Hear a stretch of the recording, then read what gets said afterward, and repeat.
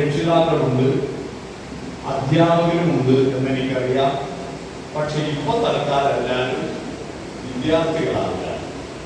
വിദ്യാർത്ഥികളായി മാറാനായിട്ട് ഒരു ഈഗോ പ്രശ്നവും വേണ്ട. നമ്മുടെ എല്ലാം ആഗ്രഹവും ഒരിക്കൽ കൂടി വിദ്യാർത്ഥിയാവണമെന്നാണ്. യഥാർത്ഥത്തിൽ മനുഷ്യൻ മരണം വരെ വിദ്യാർത്ഥിയായിരിക്കുമ്പോഴേ അവൻ മനുഷ്യനാവുകയുള്ളൂ. അവൻ മരിക്കുന്നത് വരെ വിദ്യാർത്ഥിയായിരിക്കണം. ഭാരതത്തിന്റെ ഏറ്റവും അറിയപ്പെടുന്ന രക്തസാക്ഷി ഭഗത് സിംഗ് അദ്ദേഹത്തെ തൂക്കിലേറ്റുന്നതിന്റെ തലേ ദിവസം അവസാനത്തെ ആഗ്രഹം ചോദിക്കുന്ന ഒരു മര്യാദയുണ്ട് ജയിലിൽ വെച്ച്. ഭഗത് സിംഗിനോട് അവസാനത്തെ ആഗ്രഹം ചോദിച്ചപ്പോ പറഞ്ഞത്, ഞാൻ വായിക്കണം എന്ന് വിചാരിച്ചിരുന്ന ഒരു പുസ്തകം ഉണ്ടായിരുന്നു, അതെനിക്ക് വായിക്കാൻ പറ്റിയിട്ടില്ല. ഇന്ന് രാത്രിയിൽ ഞാനത് വായിച്ചു തീർത്തിട്ട് നാളെ മരിച്ചുകൊള്ളാം. ആ പുസ്തകം ഒന്ന് കൊണ്ടുതരാൻ പറ്റുമോ എന്നാണ് അദ്ദേഹത്തിന്റെ അവസാനത്തെ ആഗ്രഹമായി ചോദിച്ചത്. പക്ഷേ അത് കേട്ട ജയിലധികാരികൾ വിചാരിച്ചു ഇവനൊരു വിദ്യയാണ്. കാരണം മനുഷ്യന്റെ പ്രത്യേകത, ഇവിടെ ഒരുപാട് കുട്ടികൾക്ക് A+ കിട്ടിയിട്ടുണ്ടല്ലോ. മനുഷ്യന്റെ പ്രത്യേകത ഓരോ നിമിഷവും ഓരോ ദിവസവും അവൻ പ്ലസ് ആക്കിക്കൊണ്ടിരിക്കുന്നു എന്നതാണ്, പോസിറ്റീവായിക്കൊണ്ടിരിക്കുന്നു എന്നതാണ്, വർദ്ധിപ്പിച്ചുകൊണ്ടിരിക്കുന്നു എന്നതാണ്. എന്താണ് വർദ്ധിപ്പിക്കേണ്ടത്? ഈ പ്രകൃതിയിലുള്ള ഭൂമിയും വെള്ളവും വായുവും ആകാശവും അഗ്നിയും ഈ പഞ്ചഭൂതങ്ങളിൽ നിലവിലുള്ളതിനെ രൂപം മാറ്റിയെടുക്കുക എന്നല്ലാതെ നമുക്ക് വർദ്ധിപ്പിക്കാൻ പറ്റില്ല. ഒന്നിനെ മറ്റൊരു രൂപത്തിലേക്ക് മാറ്റാനേ പറ്റും. മനുഷ്യന് വർദ്ധിപ്പിക്കാൻ പറ്റിയത് അവന്റെ ശരീരത്തിന്റെ വലുപ്പമല്ല, അവന്റെ കാറിന്റെ നീളമല്ല, അവന്റെ വീടിന്റെ വലുപ്പമല്ല, അവന്റെ ഭൂമിയുടെ വിസ്താരമല്ല, അവന്റെ ബാങ്കിന്റെ ഡിപ്പോസിറ്റ് അല്ല. അതൊക്കെ നശ്വരമാണ്. അതൊക്കെ ഇന്ന് എന്റെ കയ്യിലുള്ളത് നാളെ മറ്റൊരാളുടെ കയ്യിലേക്ക് പോകും.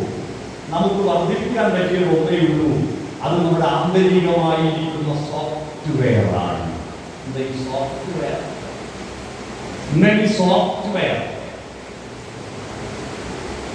സത്യം എന്ന വാക്ക് അറിയാം. സത്യം, മനുഷ്യൻ ഈ ഭൂമിയിൽ ഉണ്ടാകുന്നതിന് മുമ്പ് സത്യത്തെ പറ്റിയിട്ട് ചിന്തിക്കാൻ ആരും ഉണ്ടായിരുന്നില്ല. വയലാർ രാമവർമ്മ ഇതിനടുത്താണല്ലോ. അദ്ദേഹത്തിന്റെ ഒരു പാട്ടുണ്ട്, സ്വർഗവാതിൽ പക്ഷി ചൂടിച്ചു ഭൂമിയിൽ സത്യത്തിനെത്ര വയസ്സായി. സത്യത്തെ പറ്റി തിരിച്ചറിയുന്ന മനുഷ്യരുണ്ടായ അത്രയും കാലമേ സത്യത്തിന് വയസ്സുള്ളൂ. ധർമ്മം എന്ന് പറയുന്നത്, നീതി എന്ന് പറയുന്നത്, ദയ എന്ന് പറയുന്നത്, കാരുണ്യം എന്ന് പറയുന്നത്, അറിവ് എന്ന് പറയുന്നത്, അനുഭൂതി എന്ന് പറയുന്നത്, നിർവൃതി എന്ന് പറയുന്നത്, ഇതൊക്കെയാണ് മനുഷ്യർ വർദ്ധിപ്പിക്കാൻ പറ്റുന്നത്. അതിങ്ങനെ വർദ്ധിപ്പിച്ചുകൊണ്ടിരിക്കുന്നവരെയാണ് മനുഷ്യരെന്ന് പറയുക. അതുകൊണ്ട് അത് വർദ്ധിപ്പിക്കുവാൻ കഴിയുന്ന ഒരാളെന്ന നിലയിൽ, നമ്മൾ മനുഷ്യരെന്ന നിലയിൽ നമ്മൾ എങ്ങോട്ടാണ് പോകേണ്ടത്? ഞാൻ ക്ലാസ് തുടങ്ങുമ്പോൾ ആദ്യം ഉച്ചരിക്കേണ്ട വചനം സ്വാഗത പ്രസംഗം തന്നെ ഇവിടെ പറഞ്ഞു കഴിഞ്ഞു. ഫാദർ നെൽസൺ ജോൺ ഇടവക വികാരി പറഞ്ഞു കഴിഞ്ഞു. ഒരു ലീഡർ ആരാണ് എന്നൊരു അന്താരാഷ്ട്ര തലത്തിലുള്ള നിർവചനമുണ്ട്. ആ നിർവചനത്തെ വ്യാഖ്യാനിക്കലായിരുന്നു എൻ്റെ ക്ലാസ്. എന്താണ് അത്? ക്ലാസ്സിലേക്ക് കടക്കുന്നതിന് മുമ്പ് നിങ്ങളെല്ലാവരും എൻ്റെ ഒരു ചോദ്യത്തിന് ഉത്തരം തരണം.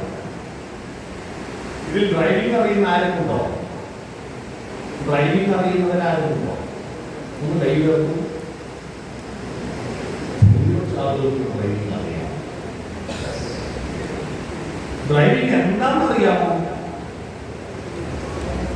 ഡ്രൈവിംഗ് എന്താണ്? വണ്ടി ഓടിക്കൽ, മലയാളത്തിൽ ഡ്രൈവിംഗ് എന്ന ഓരോ തൊഴിലിനും ഓരോ പ്രക്രിയയ്ക്കും മറ്റൊന്നിനും ഇല്ലാത്തൊരു പ്രത്യേകതയാണ്. ഡ്രൈവിംഗ് എന്ന ജോലിക്ക് മറ്റൊരു ജോലിക്കും ഇല്ലാത്തൊരു പ്രത്യേകതയാണ്. ആ പ്രത്യേകത ലോകത്ത് കള്ളപ്പണി എടുക്കാൻ പറ്റാത്ത ഒരു പണിയാണ് ഡ്രൈവിംഗ്. ഡ്രൈവിംഗ് ഒതുങ്ങുമ്പോൾ ഞാൻ ഇല്ലാതെ പറയാൻ പറ്റില്ല, സ്റ്റെയറിംഗ് തിരിക്കാൻ മനസ്സില്ലാന്ന് പറയാൻ പറ്റില്ല. ചെയ്യേണ്ട പണി ചെയ്യേണ്ട സമയത്ത് ചെയ്യേണ്ടതുപോലെ ചെയ്യേണ്ട പണിയാണ്. ഒരു സെക്കൻഡ് കഴിഞ്ഞിട്ട് ചവിട്ടാത്ത വിചാരിച്ച നടക്കില്ല. നമ്മുടെ യുവാക്കളെ ബാധിക്കുന്ന ഏറ്റവും വലിയ പ്രശ്നം ഇപ്പോഴാണ് എന്ത് പറഞ്ഞാലും പറയും കുറച്ച് കഴിയട്ടെ, അല്ലെ? കുറച്ച് കഴിയട്ടെ. ഈ കുറച്ച് കഴിയൽ നമ്മുടെ ജീവിതത്തിലെ പൂർണ്ണമായ നഷ്ടമാണ്. ഈ കുറച്ച് കഴിയൽ, ആ കുറച്ച് കഴിയുന്ന ആ നേരം നമ്മുടെ ജീവിതത്തിൽ ഒരിക്കലും കിട്ടാൻ പോകില്ല. പെട്ടെന്നൊരു കുട്ടി റോഡ് കുറുകെ ചാടും, അപ്പൊ ഡ്രൈവ് ചെയ്യുന്ന ആള് പറയാ ബ്രേക്ക് ചവിട്ടണം, പക്ഷെ കുറച്ച് കഴിയട്ടെ എന്ന് പറഞ്ഞാൽ അത് വലിയ നഷ്ടമാണ് നമുക്ക് ഉണ്ടാക്കുന്നത്. അതുകൊണ്ട് കുറച്ച് കഴിയട്ടെ എന്ന പണി നമ്മൾ അവസാനിപ്പിക്കുക. ചെയ്യേണ്ട പണി ചെയ്യേണ്ട സമയത്ത് ചെയ്യേണ്ടതുപോലെ ചെയ്യാൻ പറ്റുമോ? നിങ്ങൾ എല്ലാവരും ഇപ്പൊ തൽക്കാലം ഒരു വണ്ടി ഓടിക്കാന്ന് വിചാരിക്കാൻ ഒരു പ്രയാസമില്ല. മനുഷ്യന്റെ ജീവിതം തന്നെ ഒരു വിചാരമാണ്. വണ്ടി ഓടിക്കാന്ന് വിചാരിക്കും. ഇനി ഞാനൊരു കണക്ക്, കുട്ടികൾ ശ്രദ്ധിച്ചോ, കണക്കാണ് പറയാമോ? കണക്കാ പറയാമോ കേട്ടോ? ഈ കണക്ക് പറഞ്ഞിട്ട് ഞാൻ അവസാനം ഒരു ചോദ്യം ചോദിക്കും. ആ ചോദ്യത്തിന് ഉത്തരാരും പറയണ്ട, ഉത്തരറിയുന്നത് കൈമുക്കിയാണ്. ഞാൻ ഉത്തരറിയുന്നവരോട് ചോദിക്കും. നമ്മുടെ അധ്യാപകർക്ക് ഒരു വളരെ മോശമായ ഒരു ശീലം, ക്ലാസ്സിൽ ഉത്തരറിയാത്തവരോടാണ് ആദ്യം ചോദിക്കുക, എന്നിട്ട് അവസാനം ഉത്തരറിയുന്നവരോട് ചോദിക്കും. എന്നാൽ ആദ്യം തന്നെ ഉത്തരറിയുന്നവരോട് ചോദിച്ചാൽ പിന്നെ മറ്റുള്ളവരുടെ ടെൻഷൻ അടിക്കുന്നത്, അല്ലേ? അപ്പൊ അതുകൊണ്ട് എന്റെ നിലപാട് ഉത്തരറിയുന്നവരോട് മാത്രം ചോദിക്കുക എന്നതാണ്. അതുകൊണ്ട് ഉത്തരറിയുന്നവർ കൈവക്കിയാൽ മതി കേട്ടോ. മനസ്സിലായല്ലോ? അപ്പോ കണക്ക് പറയാ, ഈ വണ്ടി 2 കിലോമീറ്റർ ഓടിയപ്പോ അതിൽ 4 ആൾ കയറി. പിന്നെ 4 കിലോമീറ്റർ ഓടിയപ്പോ അതിൽ നിന്ന് 2 ആൾ ഇറങ്ങിപ്പോയി. പിന്നെയും വണ്ടി 5 കിലോമീറ്റർ ഓടിയപ്പോ 10 ആൾ കയറി. 10 കിലോമീറ്റർ ഓടിയപ്പോ 5 ആൾ ഇറങ്ങിപ്പോയി. ഇനി ചോദ്യം ഇതാണ്, കണക്കൊന്നും കൂടി പറയണം. 2 കിലോമീറ്റർ ഓടിയപ്പോ 4 ആൾ കയറി. 4 കിലോമീറ്റർ ഓടിയപ്പോ 2 ആൾ ഇറങ്ങിപ്പോയി. പിന്നെ 5 കിലോമീറ്റർ ഓടിയപ്പോ 10 ആൾ കയറി. 10 കിലോമീറ്റർ ഓടിയപ്പോ 5 ആൾ ഇറങ്ങിപ്പോയി. ഞാൻ ചോദ്യം ചോദിച്ചിട്ടല്ലോ, ഞാൻ ചോദ്യം ചോദിക്കുന്നതിന് മുമ്പേ അവൻ എന്തെങ്കിലും വിളിച്ചു പറഞ്ഞു, അല്ലേ? അപ്പൊ ചോദ്യം ചോദിക്കട്ടെ, ഉത്തരം പറയണ്ട, കൈ ഉയർത്തിയാണ് ഉത്തരം അറിയുക. ചോദ്യം ഇതാണ്, ആ വണ്ടിയുടെ ഡ്രൈവറുടെ വയസ്സെത്ര?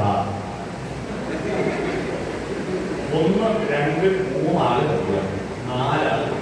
ഓക്കെ, ശരി. അപ്പൊ ആദ്യ കൈവർക്ക് ഒരു കൃത്യസംഖ്യ ഒന്ന് വിളിച്ചു പറയും. 40, 16, 53.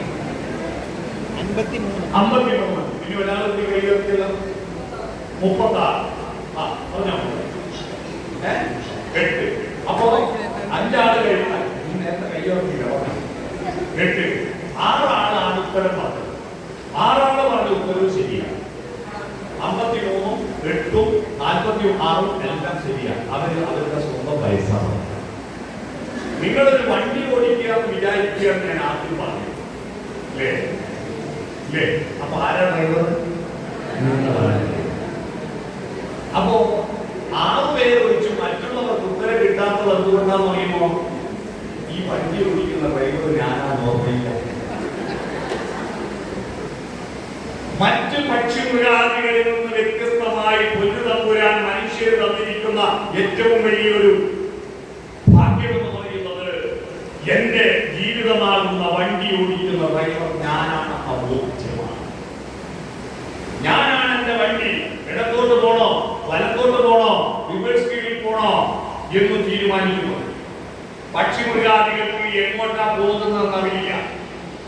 പണ്ട് എന്റെ നാട്ടിൽ ഒരുപാട് പശുക്കളുണ്ടായിരുന്നു. ഒന്നിനെയും ആരെയും വെട്ടിയിടാറില്ല. ആരെയും അയച്ചുവിടും. ആരെയുടെ വാതിൽ അടക്കുകയും രാവിലെ ആല തുറന്നിട്ട് മേച്ചു സ്ഥലങ്ങളിലേക്ക് റബ്ബർത്തോട്ടത്തിലേക്ക് ഒന്ന് തുറന്നു വിടും. അപ്പൊ തുറന്നു വിട്ടാൽ ഇന്ന് ഏത് റബ്ബർത്തോട്ടത്തിൽ പോയിട്ട് പുല്ല് മേയണമെന്ന് ഏതെങ്കിലും പശുവിന് ഒരു തീരുമാനം ഉണ്ടാവും. ആരെയും ഒന്ന് തുറന്നടക്കിയ ഒരു പശു മുന്നിൽ രണ്ട് നടക്കും. സബാസ്റ്റ്യന്റെ തോട്ടത്തിൽ പോയി പുല്ല് വേണം എന്ന് തീരുമാനിച്ചിട്ടൊന്നുമല്ല പശു നടക്കുക. മുന്നിൽ നടന്നിരുന്ന ഗോപുതന്റെ പിൻവേഗമിക്കും ബഹുഗോക്കളെല്ലാം ഒരു പശു അങ്ങ് മുന്നോട്ട് നടക്കുമോ ബാക്കി പശുക്കളെല്ലാം പുറകെ പോകും. അവിടെ പശു ആകുന്ന നമ്മൾ അതുപോലെ നടന്നാൽ നമ്മൾക്ക് ഇന്ന് വീട്ടിൽ നിന്ന് പുറപ്പെടുമ്പോ ഇതുപോലെയാണ് നിങ്ങൾ വന്നത്. നിങ്ങൾക്ക് ലക്ഷ്യബോധം ഉണ്ടായിരുന്നു, ഇവിടേക്ക് വരണമെന്നല്ലേ, ഈ ക്ലാസ് കേൾക്കണം.